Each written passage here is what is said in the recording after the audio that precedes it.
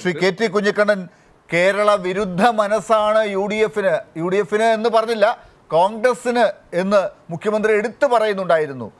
അത് സേനാപതി വേണുവിൻ്റെ ഈ വിശദീകരണം കേട്ടപ്പോൾ താങ്കൾക്കത് ഒന്നുകൂടി ഊട്ടി ഉറപ്പിക്കാനാകുന്നുണ്ടോ? അല്ല, കേരള വിരുദ്ധ മനസ്സ് മാത്രമല്ല, സംഘപരിവാർ അജണ്ടയിലാണ് അവർക്കിപ്പോൾ കേരളത്തിലെ രാഷ്ട്രീയം കളിക്കുന്നത്. സംഘപരിവാറിനൊരു അജണ്ടയുണ്ട്. കേരളം പോലെയുള്ള സംസ്ഥാനങ്ങളിൽ നേരിട്ട് ഏതെങ്കിലും രീതിയിൽ സ്വാധീനമുണ്ടാക്കാനോ അധികാരത്തിൽ വരാനോ അവർക്ക് കഴിയില്ല. അപ്പോൾ കോൺഗ്രസിനെ ഉപയോഗിച്ച് കേരളത്തിൽ അധികാരം പിടിക്കുക. ഇന്ത്യയിലെ മറ്റെല്ലാ സംസ്ഥാനങ്ങളിലും എന്താണ്, കോൺഗ്രസിൻ്റെ PCC പ്രസിഡന്റുമാർ മുതലുള്ള പഴയ കേന്ദ്രമന്ത്രിമാരും ഉന്നതരുമൊക്കെ BJPയിലേക്ക് എൻ ബ്ലോക്കായി ഷിഫ്റ്റ് ചെയ്തുകൊണ്ടാണ് BJP ഇന്ത്യയിലെ വിവിധ സംസ്ഥാനങ്ങളിൽ അധികാരത്തിലേക്ക് എത്തിയത്. ഇത് നമുക്കെല്ലാവർക്കും അറിയാവുന്ന കഴിഞ്ഞ ഒരു 10 വർഷക്കാലത്തെ രാഷ്ട്രീയ അനുഭവമാണ്. കോൺഗ്രസിൽ നിന്ന് സമുന്നതരായ നേതാക്കൾ, ഇപ്പോൾ യോഗി ആദിത്യനാഥ് UPയിൽ അധികാരത്തിലേക്ക് എത്തുന്നു എന്ന് പറയുമ്പോൾ റീത്ത ബഹുഗുണ ഉൾപ്പെടെയുള്ള സമുന്നതരായ കോൺഗ്രസ് നേതാക്കൾ, റീത്ത ബഹുഗുണയുടെ മുമ്പിൽ ഈ VD സതീശൻ, അതേപോലെ തന്നെ K സുധാകരൻ എന്നൊക്കെ പറയുന്ന കേരളത്തിലെ കോൺഗ്രസ്സുകാർ തൃണമാണ് വേണു, ഒരു വിലയുമില്ലാത്ത നേതാക്കളാണ്, സമുന്നതരായ കോൺഗ്രസ് നേതാക്കൾ. SM കർണാടകയിൽ നമുക്കറിയാം, SM കൃഷ്ണയെപ്പോലുള്ള സമുന്നതരായ കോൺഗ്രസ്സുകാർ, അതേപോലെ തന്നെ UPയിൽ ND തിവാരി ഉൾപ്പെടെയുള്ള പഴയ ബ്രാഹ്മണ നേതാക്കൾ, ഇവരെല്ലാം എൻ ബ്ലോക്കായിട്ട് BJPയിലേക്ക് ചെന്നതിൻ്റെ ഫലമായിട്ടാണ് ഇന്ത്യയിലെ വ്യത്യസ്ത സംസ്ഥാനങ്ങളിൽ BJPക്ക് അധികാരം ഉറപ്പിക്കാൻ കഴിഞ്ഞത്. BJPയും കോൺഗ്രസും അതിൻ്റെ നേതാക്കളും ഒരേ സാമൂഹ്യ സാമ്പത്തിക അടിസ്ഥാനങ്ങളിൽ നിന്ന് ഉയർന്നു വരുന്നവരാണ്. അവരുടെ വർഗ താല്പര്യം ഒന്ന് തന്നെയാണ് എന്ന് നമ്മൾ കാണണം. അങ്ങനെ നമ്മൾ കാണുമ്പോഴും പ്രതിപക്ഷത്തിരിക്കുന്ന ഒരു രാഷ്ട്രീയ പാർട്ടി എന്ന നിലക്ക് വളരെ ന്യായമായും നമ്മളെല്ലാം പ്രതീക്ഷിക്കുന്നുണ്ട് BJPയുടെ കേന്ദ്ര സർക്കാരിൻ്റെ നയങ്ങൾക്കെതിരായിട്ട് അവർ എല്ലാ സംസ്ഥാനങ്ങളിലും നിലപാട് സ്വീകരിക്കും. ഇന്ത്യയിൽ കോൺഗ്രസ് ഭരിച്ചിരുന്ന രാജസ്ഥാനിൽ, മധ്യപ്രദേശ്, ഛത്തീസ്ഗഡിൽ, ഇപ്പോൾ മഹാരാഷ്ട്രയിൽ ഒക്കെ BJP ഓരോ കാര്യത്തിൽ എടുക്കുന്ന നിലപാട്, കേന്ദ്ര സർക്കാർ ഓരോ കാര്യത്തിൽ എടുക്കുന്ന നിലപാട് നമുക്കറിയാം. ആ കാര്യത്തിലൊക്കെ എന്താണ്, ഇന്ത്യ മുന്നണിയുടെ ഭാഗമോ അല്ലാതെയോ ആവട്ടെ, ഇന്ത്യയിലെ ഇടതുപക്ഷ പാർട്ടികളൊക്കെ തന്നെ തത്വാധിഷ്ഠിതമായ ഒരു നിലപാട് സ്വീകരിക്കുന്നുണ്ട്. ഇവിടെ തത്വമില്ല, ഒരടിസ്ഥാനവുമില്ല. വൃത്തികെട്ട അധികാര രാഷ്ട്രീയത്തിൻ്റെ ഹിന്ദുത്വ അജണ്ടയിലേക്ക് VD സതീശനും K സുധാകരനും കേരളത്തിലെ കോൺഗ്രസിനെ നയിക്കുകയാണ്. അവർ ഇന്ത്യയിൽ മറ്റെല്ലായിടത്തും എന്ന പോലെ തന്നെ ഗോൾവാൾക്കർക്ക് ഒരു പഴയ സ്വപ്നമുണ്ട്. ഗോൾവാൾക്കർ കണ്ടത് ഒരു രാഷ്ട്രീയ സംഘടന എന്ന നിലക്ക് RSSന് ഒരു ശക്തിയായിട്ട് മാറാൻ കുറച്ച് പ്രയാസമുണ്ട്. എന്നാൽ കോൺഗ്രസിൻ്റെ സംഘടനാ ശക്തിയെ RSSൻ്റെ സാംസ്കാരിക രാഷ്ട്രീയമായി ബന്ധിപ്പിച്ചാൽ ഇന്ത്യയിൽ എളുപ്പം അവർക്ക് അധികാരം പിടിക്കാമെന്നുള്ളതാണ്. അത് ഗോൾവാൾക്കറുടെ ഒരു ദീർഘകാല സ്വപ്നമാണ്. 1942 കോഴിക്കോട്ട് നടത്തിയ OTC ക്യാമ്പിലാണ് ദക്ഷിണേന്ത്യയിലെ RSSൻ്റെ പ്രമുഖരായ പ്രചാരകുമാരെ അണിനിരത്തിക്കൊണ്ട് 1948 കോഴിക്കോടിൽ ഗോൾവാൾക്കർ പങ്കെടുത്തുകൊണ്ട് നടത്തിയ OTC ക്യാമ്പിലാണ് അദ്ദേഹം പറഞ്ഞത്, നമുക്ക് കോൺഗ്രസിൻ്റെ സംഘടനാ ശക്തിയും RSSൻ്റെ സംഘത്തിൻ്റെ സാംസ്കാരിക ശക്തി ഒന്നു ചേരണം. അങ്ങനെയാണെങ്കിൽ ഇന്ത്യയിൽ നമുക്ക് നമ്മുടെ രാഷ്ട്രീയ അജണ്ട നടപ്പാക്കുന്നതിൽ യാതൊരുവിധ തടസ്സവും ബുദ്ധിമുട്ടും ഉണ്ടാവില്ല. ഈ കേരളം പോലുള്ള സംസ്ഥാനങ്ങളിൽ അതിശക്തമായ മതനിരപേക്ഷ രാഷ്ട്രീയം, ആ മതനിരപേക്ഷ രാഷ്ട്രീയം ഉണ്ടാക്കിയെടുത്തത് ഇവിടുത്തെ തൊഴിലാളി കർഷക പ്രസ്ഥാനങ്ങളും ഇടതുപക്ഷവുമാണ്. ആ ഇടതുപക്ഷ രാഷ്ട്രീയത്തിൻ്റെ മണ്ഡലത്തിൽ നിന്നുകൊണ്ടാണ് ഇവിടെ 1960-കൾക്ക് ശേഷം കോൺഗ്രസിന് പോലും രാഷ്ട്രീയം കളിക്കാൻ കഴിഞ്ഞത്. നമുക്ക് എല്ലാവർക്കും അറിയാവുന്ന കാര്യങ്ങളാണത്. അതുകൊണ്ട് ഇന്ത്യയിലെ മറ്റ് സംസ്ഥാനങ്ങളിൽ നിന്ന് വ്യത്യസ്തമായിട്ട് ഇവിടുത്തെ കോൺഗ്രസിന് പൊതുവായ ചില മതനിരപേക്ഷ ജനാധിപത്യ നിലപാടുകൾ ഉറച്ചെടുക്കാൻ കഴിഞ്ഞിരുന്നു എന്നും നമുക്ക് അറിയാം. പക്ഷേ അതെല്ലാം ഇപ്പോൾ മാറിയിരിക്കുന്നു. 2 ടേം അധികാരത്തിൽ വരാൻ സാധ്യതയില്ല എന്ന് വന്നതോടുകൂടി ഇനി കേരളത്തിൽ രാഷ്ട്രീയ സംസ്ഥാന ഭരണത്തിലേക്ക് ഞങ്ങൾക്ക് വരാനുള്ള ചാൻസ് ഇല്ല എന്ന് വന്നതോടുകൂടി ഏറ്റവും വൃത്തികെട്ട രീതിയിൽ കേരളത്തെ അങ്ങേയറ്റം ആക്ഷേപിക്കുന്ന സോമാലിയ പ്രസ്താവനയുണ്ടായി നരേന്ദ്രമോദിയുടെ. എന്തു പറഞ്ഞു കോൺഗ്രസ് നേതാക്കൾ?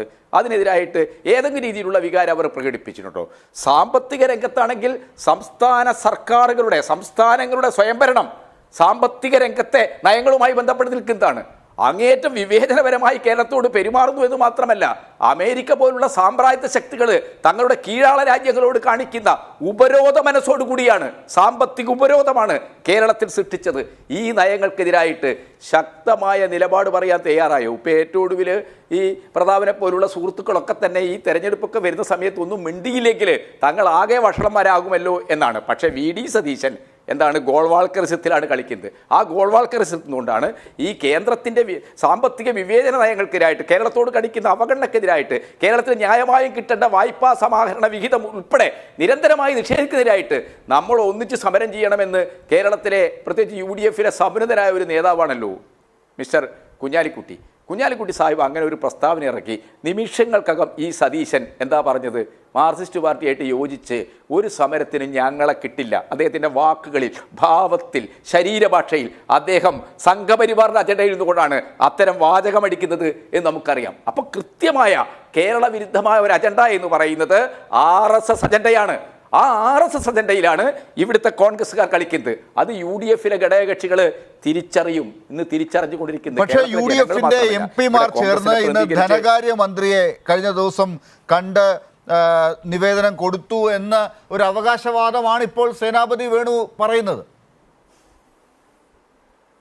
അല്ല, അത് ഞാൻ പറഞ്ഞല്ലോ, ഈ TN പ്രതാപനെ പോലുള്ള ആളുകൾ നിക്കക്കള്ളിയില്ലാതെ അങ്ങനെ ഒരു നിലപാട് സ്വീകരിച്ചിട്ടുണ്ട്. അതേ സമയത്ത് തന്നെ എന്താണ് ശബരിമല വ്യാജ വാർത്തകളുടെ അടിസ്ഥാനത്തിൽ വളരെ വൈകാരികമായി ദേശീയ തലത്തിൽ ഉയർത്തിക്കൊണ്ടുവരാൻ BJP-യുടെ IT സെല്ലിന് വഴിയിട്ട് കൊടുത്തത് ഈ ഉളുപ്പില്ലാത്ത, നാണം കെട്ട, വൃത്തികെട്ട കോൺഗ്രസ്സുകാരാണ്. അവരുണ്ടാക്കിയ പോസ്റ്റർ അച്ഛനെ കാണാതെ വന്നപ്പോൾ ഒരു കുട്ടി നടത്തിയ നിലവിളിയുടെ ചിത്രം, കേരളത്തിൽ ഭക്തർ നേരിടുന്ന പീഡനമാണ്, കേരളത്തിൽ ഭക്തർക്ക് രക്ഷയില്ല എന്ന രീതിയിൽ ദേശീയ തലത്തിൽ ഇപ്പോൾ BJP-യുടെ IT സെല്ല് പ്രചരിപ്പിക്കുന്നത് ലാലെ കോൺഗ്രസ് പാലക്കാട് നടത്തുന്ന ഭജനയൊക്കെ കോൺഗ്രസിൻ്റെ ഒരു പ്രതിഷേധ രൂപമാണോ? ഇവർ നെഹ്റുവിൻ്റെ പാർട്ടിയാണോ? ആത്മീയതയെ, ദൈവവിശ്വാസത്തെ, മതത്തെ രാഷ്ട്രീയത്തിന് വേണ്ടി ഉപയോഗിക്കാം എന്ന് ചിന്തിച്ച ആളാണ് ഗാന്ധി. നല്ല അർത്ഥത്തിന് ജനങ്ങളുടെ ആത്മീയ ശക്തി ഉണർത്തിയാൽ തിന്മകൾക്കെതിരായിട്ട്, ആധിപത്യ ശക്തികൾക്കെതിരായിട്ട് ജനങ്ങളെ അണിനിരത്താൻ കഴിയുമെന്ന് ചിന്തിച്ച ആളാണ് ഗാന്ധി പോലും എവിടെയും ഭജന നടത്താൻ പറഞ്ഞിട്ടില്ല. എന്താണ് ശബരിമല പ്രശ്നത്തിൻ്റെ പേരിൽ ഭജന നടത്തണം. കോൺഗ്രസിൻ്റെ MP-മാരെന്താണ് ഡൽഹിയിൽ ആവശ്യപ്പെട്ടത്? കേന്ദ്രം ഇടപെടണം, ശബരിമലയിൽ ഭക്തർക്ക് രക്ഷമില്ല. ഇത് BJP ഇച്ഛിക്കുന്ന കാര്യം ഈ കോൺഗ്രസിൻ്റെ വൈദ്യന്മാർ ഇപ്പോൾ പ്രിസ്ക്രിപ്ഷനായി കൊടുക്കുകയാണ്, പോസ്റ്റർ ഉണ്ടാക്കി കൊടുക്കുകയാണ്. ഇങ്ങനെയൊക്കെ കളിക്കുന്ന ആളുകൾ ദേശീയ തലത്തിൽ എന്ത് ഇന്ത്യ മുന്നണിയെക്കുറിച്ചാണ് പറയുന്നത്? എന്ത് BJP വിരുദ്ധ മതനിരപേക്ഷ സഖ്യത്തെക്കുറിച്ചാണ് പറയുന്നത്? ഏറ്റവും നിരുത്തരവാദപരമായ ഇന്നത്തെ ഇന്ത്യയിലെ ദേശീയ രാഷ്ട്രീയം നേരിടുന്ന അനവധിയായ സന്ദിഗ്ധതകൾ എന്ന് പറയുന്നത് തികഞ്ഞ ഒരു ഫാസിസ്റ്റ് രാഷ്ട്രീയ അജണ്ടയിൽ നിന്ന് BJP, അവർ നയിക്കുന്ന കോൺഗ്രസ്, അവർ നയിക്കുന്ന കേന്ദ്ര സർക്കാർ നടത്തിക്കൊണ്ടിരിക്കുന്ന ഫെഡറലിസത്തിനെതിരായിട്ട്, മതനിരപേക്ഷതക്കെതിരായിട്ട്, ജനാധിപത്യത്തിനെതിരായിട്ട്, ന്യൂനപക്ഷങ്ങൾക്കെതിരായിട്ട്, ദളിതുകൾക്കെതിരായിട്ടുള്ള കടന്നാക്രമണമാണ്. ആ തികഞ്ഞ ഫാസിസ്റ്റ് രാഷ്ട്രീയത്തെ ഏതെങ്കിലും രീതിയിൽ പ്രതിരോധിക്കുന്നുണ്ടോ? അതിൻ്റെ ഭാഗമാണ് കേരളം ഉൾപ്പെടെയുള്ള സംസ്ഥാനങ്ങൾക്കെതിരെ BJP-ഇതര സർക്കാരുകൾക്കെതിരായിട്ടുള്ള സാമ്പത്തിക വിവേചനപരമായ കേന്ദ്ര സർക്കാരിൻ്റെ നയമെന്ന് മനസ്സിലാക്കിക്കൊണ്ട് തത്വാധിഷ്ഠിതമായ എന്തെങ്കിലും ഒരു നിലപാട് പറയാൻ കേരളത്തിലെ കോൺഗ്രസ് നേതാക്കൾ തയ്യാറാവുന്നില്ല ഫാസിസ്റ്റുകൾക്കെതിരായി സംസാരിക്കുന്നില്ല എന്ന് മാത്രമല്ല, ഫാസിസ്റ്റ് ശക്തികളുടെ BJP-യുടെ അതേ സ്വരത്തിൽ തന്നെ സംസാരിക്കുന്നു എന്നാണ് ശ്രീ KT കുഞ്ഞിക്കണ്ണൻ പറഞ്ഞു വരുന്നത്. ഞാൻ വരാം